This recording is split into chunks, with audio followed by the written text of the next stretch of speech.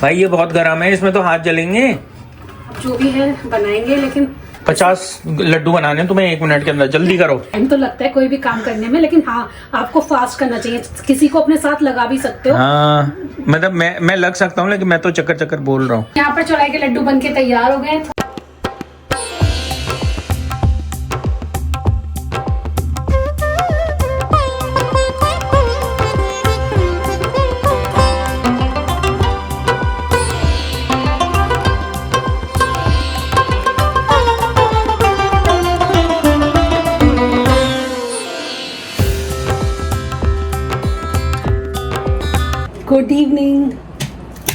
Good evening दोस्तों।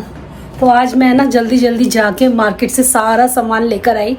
नवरात्रि के पूरे व्रत रखने हैं तो उनका सारा सामान, सामग्री, ये सब चीज़ें, तो बहुत सारी चीज़ें छोटी छोटी हो जाती हैं। उनकी पूरी लिस्ट बना ली थी मैंने। हर साल यही करती हूँ, लिस्ट बना के तैयार कर लेती हूँ। तो मार्केट में जाके तुरंत सामान बस बोलती जाती हूँ और वो देते चले जाते हैं। और साथ में ये सारे बर्तन निकाले, अभी कुछ और बर्तन निकाले। इन सबको अच्छे से क्लीन करना है, ये धोने हैं। इन सबको क्लीन करके अच्छे से चमकाना है। मंदिर को भी अच्छे से साफ करना है। थोड़ी बहुत तैयारी मेरी यहाँ पर चल रही है। जो चीज़ें एक साथ इकट्ठी करके रखनी है, जो पूजा के टाइम पर काम आएंगी, वो बार बार ढूंढनी ना पड़े, तो मैं वो सब चीज़ें एक साथ रख दूंगी। एक बार पूजा में बैठ जाओ और फिर याद आए कि ये चीज़ कहाँ है, वो चीज़ कहाँ है, बार बार उठक बैठक करनी पड़ती है, बार बार देखना पड़ता है, ढूंढना पड़ता है। इन चीज़ों से बचने के लिए अगर आप पहले से अपनी तैयारी करके रखोगे तो आपको ये सब की दिक्कत ही नहीं आएगी। आराम से शांति से बैठ के आप सुबह की पूजा कर सकते हो, चाहे वो पहले दिन की ही पूजा क्यों ना हो, क्योंकि पहले दिन की पूजा की भी तैयारी हमने एक दिन पहले कर ली है, तो इसीलिए थोड़ा सा आराम हो जाता है। पहले मैं ये सब चीज़ें नहीं करती थी, लेकिन धीरे धीरे मैंने भी एक्सपीरियंस के साथ सीखा है कि चीज़ों को अगर ऑर्गेनाइज करके रखा जाता है, अगर काम को आसान करना है, तो आपको जो खास दिन है ना, उसको आसान करने के लिए पहले तैयारी करनी पड़ती है। यहाँ पर मैं पंचमेवा का भोग बनाकर तैयार कर रही हूँ, जिसमें मखाने, काजू, बादाम, किशमिश, चिरौंजी, थोड़ा सा नारियल के टुकड़े भी मैं इसमें डालूंगी। तो ये सारी चीज़ें, जो भी आप मेवा बनाकर रखना चाहते हो, वो मेवा का आप भोग बनाकर माता रानी के लिए पहले से ही तैयार करके रख सकते हो। जो कि डेली सुबह या शाम में भोग लगाना है माता रानी को, तो तुरंत डिब्बे में से निकाल कर आप लगा सकते हो। तो मैं ऐसे 2-3 तरीके का भोग बनाकर तैयार कर रही हूँ। दूसरे डिब्बे में मैंने क्या किया है, बताशे निकाल कर इसमें ट्रांसफ़र कर दिए हैं, और बताशों का भी एक भोग हो जाएगा हमारा। और बताशे तो पूजा में भी काम आते हैं, पान के पत्ते के ऊपर भी रखकर मैं चढ़ाऊंगी माता रानी को। साथ में जो हम हवन करते हैं उसमें भी मैं बताशा डालती हूँ। सामान आ गया तुम्हारा सारा? हाँ, बस मैं अब इकट्ठा करके एक साथ लगा रही हूँ सारी चीज़ें। अरे वाह, बड़े सुंदर तुम्हारे ये बर्तन लग रहे हैं भाई। जो तुम लेके आई थी ना, ये स्टेनलेस स्टील के, बहुत अच्छे लग रहे हैं। अलग तो क्या, हर साल कुछ ना कुछ अलग करती ही हूँ। हाँ, बस ये है कि पूरे व्रत रखूंगी तो थोड़ा सा होता है ना तैयारी। पूरे व्रत रख रही हो? हाँ, मैंने बोला तो था, बार बार क्यों कंफर्म करते रहते हो। तो पूरे व्रत रखने के लिए ना पहले से तैयारी हो तो रोज काम आसान हो जाता है। ये तो है। तो ये होता है कि पहले दिन की पूजा ना हमेशा थोड़ा टाइम लेती है, चाहे आप कितनी भी तैयारी कर लो। मैं लेकिन फिर भी उसे थोड़ा इजी करने के लिए जल्दी अपने काम कर रही हूँ। चलो कर लो, जैसे तुम्हारी मर्जी हो। और तुम्हारे लिए मैंने गोलगप्पे मंगाए हैं। अच्छा। व्रत रखने से पहले। अच्छा, हाँ, आ रहे होंगे। ये मैं ना हवन के लिए तैयार कर रही हूँ, सारे सामान एक साथ इकट्ठे अच्छा, करके रख रही हूँ। ये सही कर रही हो तुम। तो ये काले तिल है, ये जौ है, और ये इंद्र जौ है।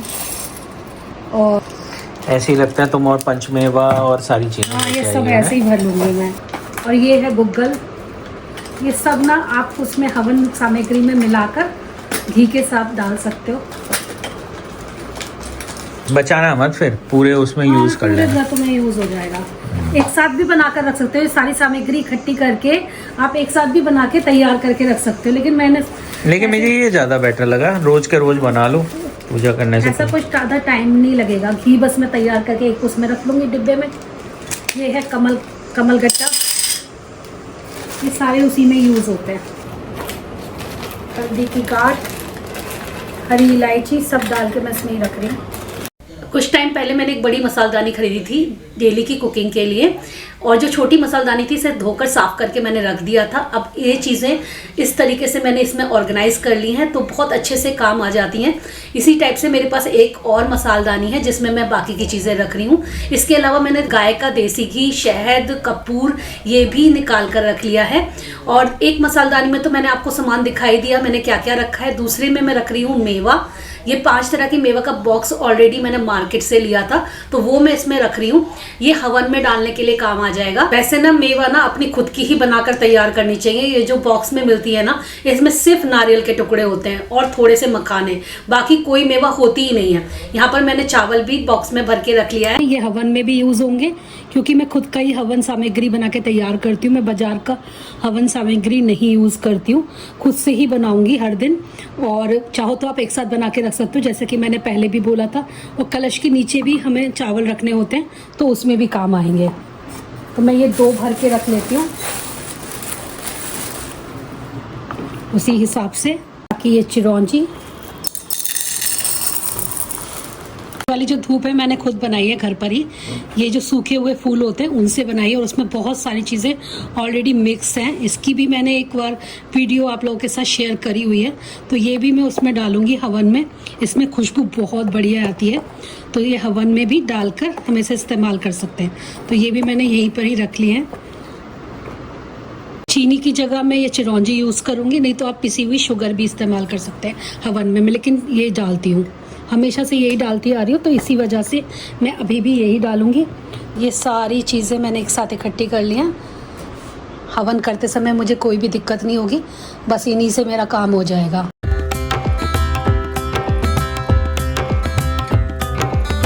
ये है माता रानी के श्रृंगार का सामान।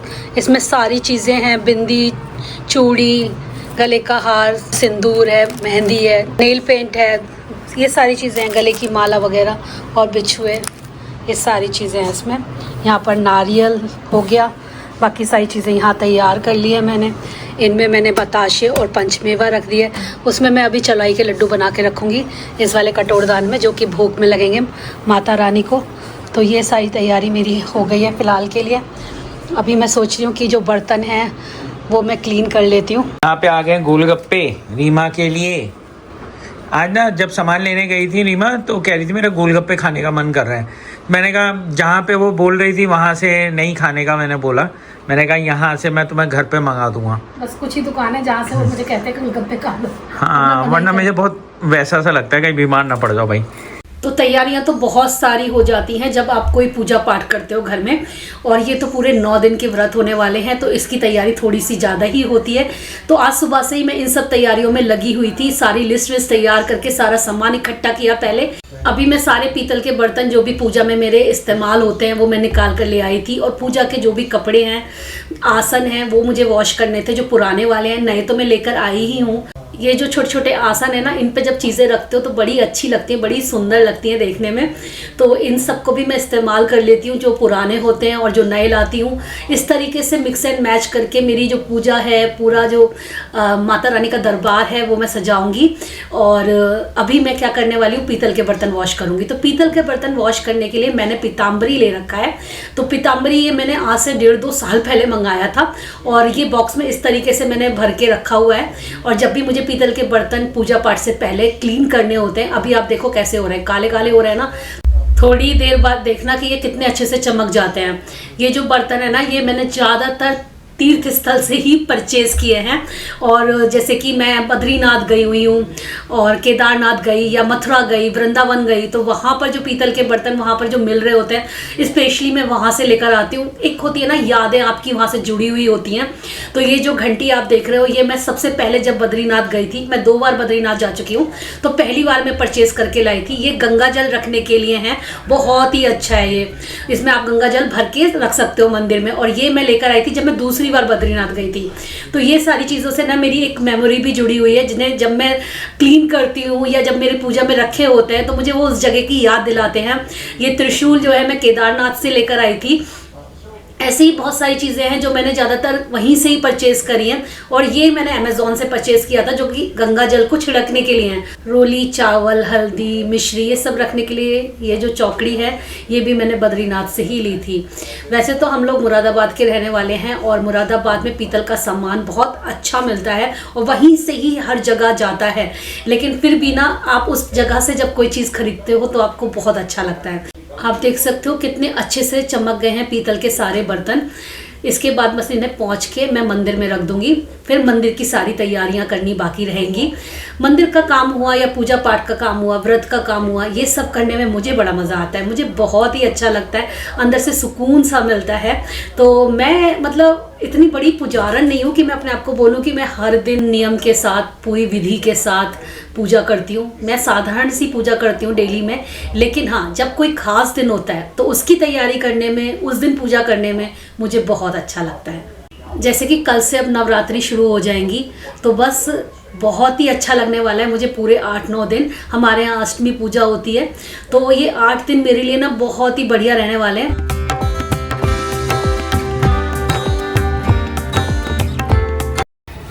अभी मैं बनाने वाली हूँ राजगिरी के लड्डू। इसे चौलाई भी बोलते हैं।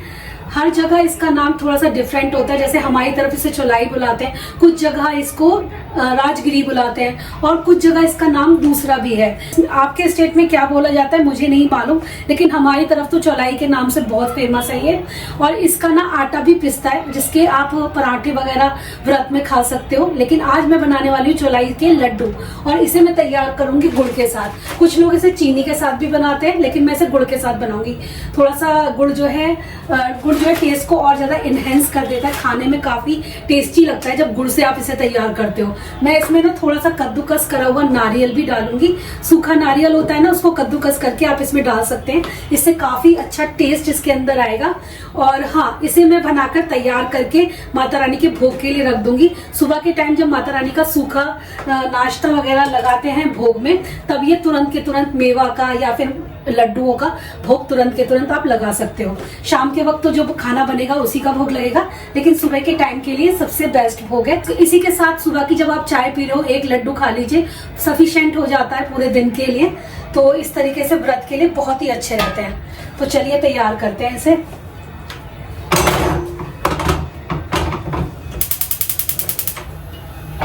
और चौलाई ना आपको बाजार में भुनी हुई मिल जाएगी, इसी तरीके से पैकेट में आती है, जिस तरीके से मैंने आपको यहाँ पे दिखाया था।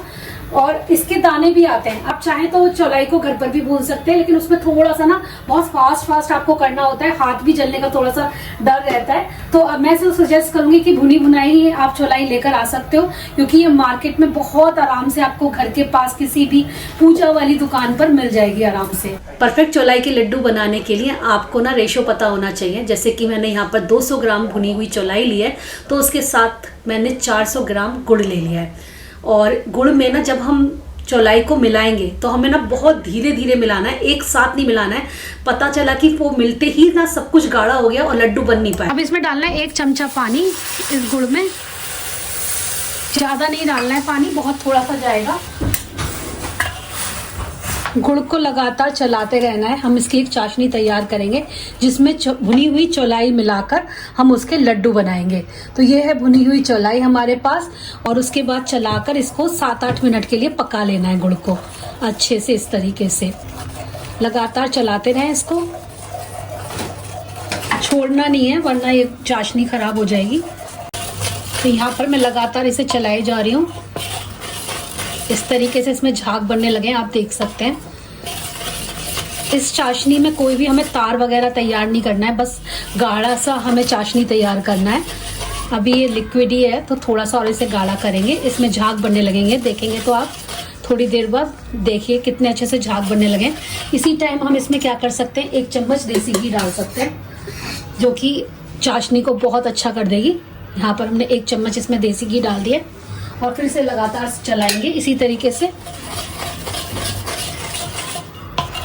गाइज, अगर आपको मेरी टिप्स एंड ट्रिक्स पसंद आती हैं और मेरी कुकिंग वीडियोस पसंद आती हैं, तो प्लीज़ चैनल को सब्सक्राइब ज़रूर करा करिए।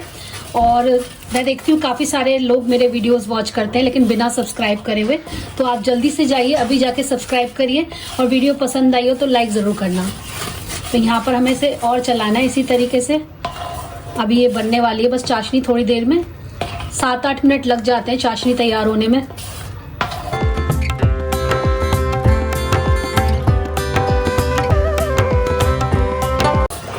यहाँ पर गुड़ तैयार होना स्टार्ट हो गया है। बस ये देखिए ये थोड़ा थोड़ा गाढ़ा होने लगा है। जब ये गाढ़ा होने लगे, स्पैचुला से इस तरीके से गाढ़ा गाढ़ा सा गिरने लगे, तब समझिए कि आपका गुड़ जो है वो तैयार हो चुका है। और बस इसे 1-2 बार और चलाएंगे। तब मैं क्या करने वाली हूँ, इस साइड ना घी थोड़ा सा मैं प्लेट पे लगा रही हूँ और मैं इसमें ना लड्डू बना के रखूँगी। तो बस जरा सा हल्का सा ग्रीस कर रही हूँ, ज़रूरी नहीं है वैसे ये कहीं चिपके ना बाद में, इसीलिए बस मैंने ग्रीस किया है। और इस थाली में हम लोग निकालेंगे इसे, इसको ऐसे ही छोड़ना है। ये सारा काम बड़ा फास्ट करना होता है। अब ये देखिए गाढ़ा होने लगा है, अब होने लगा है ये गाढ़ा। तो ये काम बहुत हमें फास्ट करना होता है इसमें। अब हम इसमें डालेंगे राजगिरा और चलाते रहेंगे लगातार। मैं बहुत धीरे धीरे इसमें चौलाई मिक्स कर रही हूँ गुड़ के साथ। ये देख रही हूँ कि गुड़ में कितनी चौलाई जाएगी, थोड़ी बहुत बच जाएगी तो कोई बात नहीं है। इस टाइम हम गैस को बंद कर देंगे और इसमें लगातार इसे मिलाते रहेंगे, चलाते हुए मिलाते रहना है धीरे धीरे करके। इसको ठंडा बिल्कुल नहीं होने देना है, गरम गरम में ही हमें सारी चीजें करनी है। नारियल रखा था ना, सूखा नारियल, वो भी हमें इसमें मिला देना है। इससे टेस्ट बहुत बढ़िया हो जाएगा चौलाई के लड्डुओं का। और मिलाएंगे।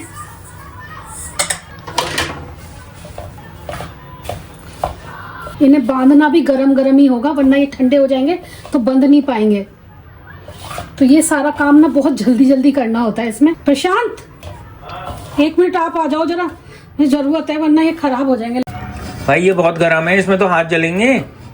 जो भी है बनाएंगे, लेकिन मैं पहले इसमें निकाल लेती हूँ, फिर आराम से बनाऊंगी। ग्लव्स पहन लो कोई। ग्लव्स पहन के नहीं बनेंगे, हाथों से ही बनेंगे। यार ऐसे तो हाथ बहुत ज्यादा जल जाएंगे। देखते हैं, हाथ लगा लेना एक, जिससे कि काम करना थोड़ा आसान हो जाए। 50 लड्डू बनाने तुम्हें 1 मिनट के अंदर, जल्दी करो। ये सारी चीजें मिक्स करनी है ना हमें, वरना हो नहीं आएगा। जल्दी करो, गरम भी होगा यार, क्या कर रही हो कोई तुम? बात नहीं, बीच बीच में आप पानी का हाथ लगा सकते हो। अरे तो लड्डू तो बनाना शुरू करो यार, पहले मिक्स करना ज्यादा जरूरी है। आप साइज अपने ऊपर डिपेंड करता है। साइज भाई छोटे हो तो छोटे लड्डू बनाना, बड़े हो तो बड़े लड्डू। साइज आपके ऊपर डिपेंड करता है कि आप कितना बड़ा रखना चाहते हो। वाह जल्दी करो, बस बन जा, बाद में शेप। लड्डू कितने अच्छे बनते जा रहे हैं, मजेदार। और आप चाहो तो घी का भी हाथ लगा सकते हो, अगर पानी का नहीं लगाना चाहते। जल्दी बनाओ जल्दी बनाओ जल्दी बनाओ। जल्दी तो क्या, टाइम तो लगता है कोई भी काम करने में, लेकिन हाँ आपको फास्ट करना चाहिए। किसी को अपने साथ लगा भी सकते हो। हाँ मतलब मैं लग सकता हूँ, लेकिन मैं तो चक्कर बोल रहा हूँ। हाँ जल्दी करो जल्दी करो। चलो गाइस, मैं इसकी थोड़ी बहुत हेल्प कर देता हूँ खाने में। ये व्रत के लड्डू हैं, खाने नहीं है। अच्छा ठीक है। ये माता रानी को भोग लगेंगे और व्रत में ही खाए जाएंगे। ओके। उसके लिए आपको फास्ट रखना पड़ेगा। हम होंगे कामयाब। हम होंगे कामयाब। इतने सारे तो बन गए, जरा सा बचा है। लग रहा था देखने में, क्योंकि फूला फूला होता है ना। वो तो फिर दबता है ना, ऐसे दबाते हो तो दबता है। बन गए ये सारी चीजें। मैंने अपनी मम्मी से सीखी है और दीदी से। फिर थोड़ी बहुत जो भूल गई थी, वो दीदी बड़ी थी ना घर की, तो उससे पूछ लेती हूँ कि दी बहन बता कैसे करना है। चौलाई के लड्डू दीदी हर साल बनाती है और पापा को तो इतने ज्यादा पसंद है चौलाई के लड्डू। पापा के लिए तो स्पेशल एक डिब्बे में बना के उन्हें देकर आती है कि पापा ये आपके हैं। यहाँ पे थोड़ी सी वो हो रही है, कोई नहीं, गड़बड़ी। वो होने वाला है, वरना सूखने वाला है। थोड़े बड़े बना देती हूँ। हाँ बड़े बना दो, सूख रहा होगा ना। यहाँ पर चौलाई के लड्डू बनके तैयार हो गए हैं। थोड़ी सी चौलाई मेरी बच गई है 200 ग्राम में से, तो इसका ना क्या करेंगे, दूध में डालकर खीर भी बना सकते हो, या साथ में कभी खीर बनाने का मन नहीं है तो ऐसे ही दूध में डालकर चीनी डाल के खा लीजिए व्रत में, तब भी चल जाता है। तो चलिए मैं डिब्बे में ट्रांसफर कर लेती हूँ। तो इधर जा रहे हैं चौलाई के लड्डू, नए नए स्टील के बर्तन में। यस, इस पे सिर्फ रीमा का हक है, नहीं माता रानी का। माता रानी का पहले भोग लगेगा। माता रानी का भोग की सारी चीजें मैंने स्टेनलेस स्टील और पीतल में है ना। दिखाती हूँ।